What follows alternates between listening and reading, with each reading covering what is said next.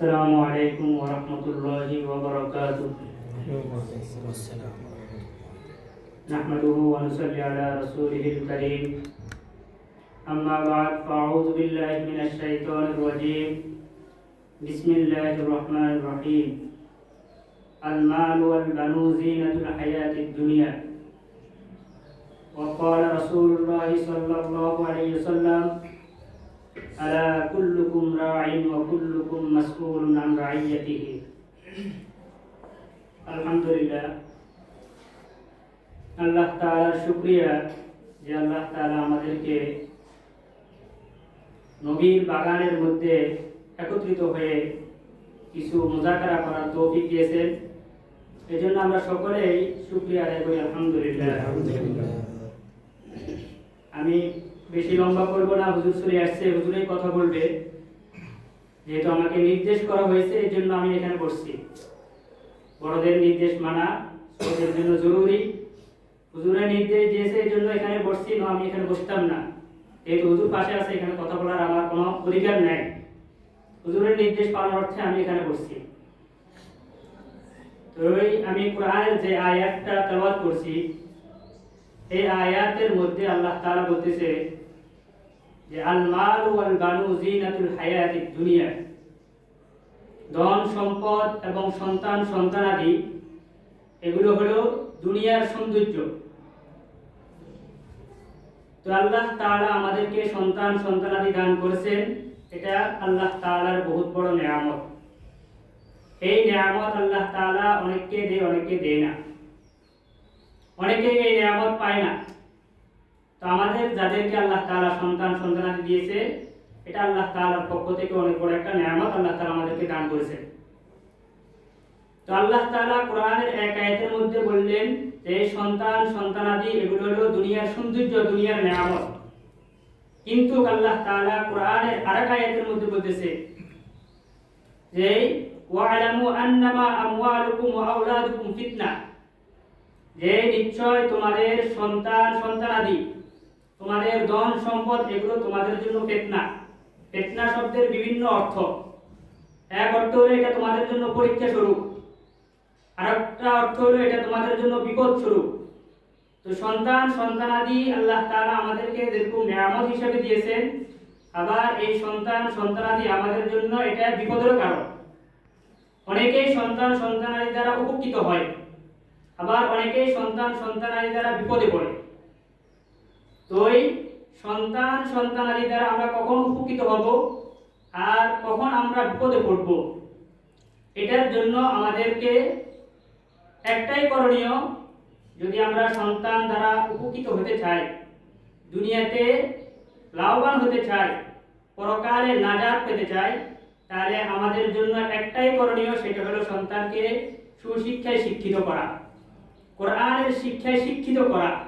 যদি আমি আমার সন্তানকে কোরআনের শিক্ষায় শিক্ষিত করি, তাহলে আমি আমার সন্তান দ্বারা দুনিয়াতেও লাভবান হব এবং পরকালেও আমি আমার সন্তান দ্বারা নাজাত পাব।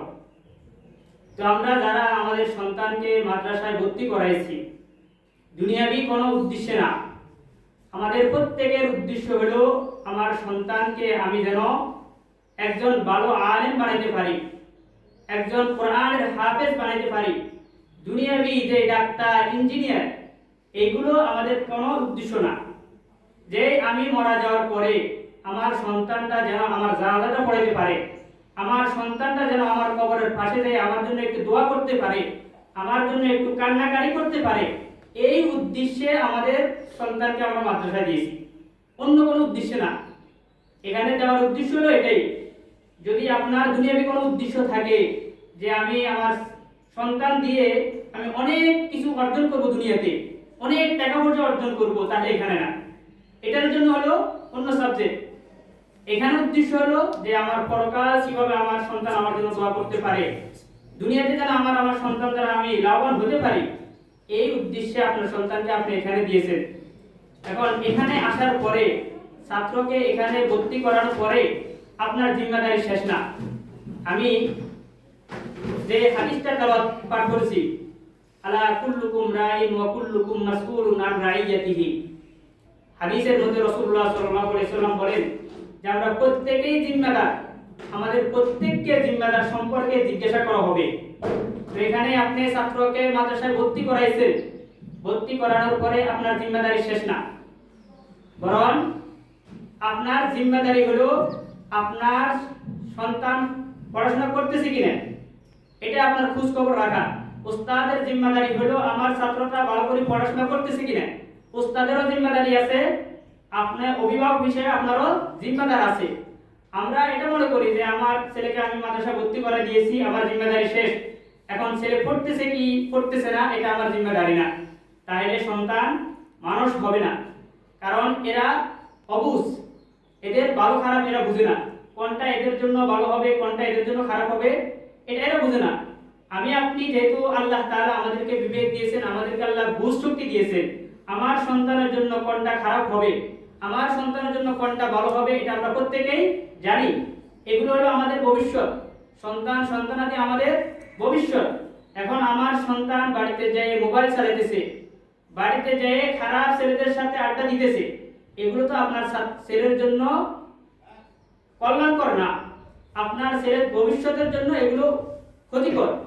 এই জন্য আমরা যতক্ষণ পর্যন্ত মাদ্রাসায় আপনার সন্তান আছে আমরা জিম্মেদারি পালন করি, আমরা তা দেখাশোনা করি।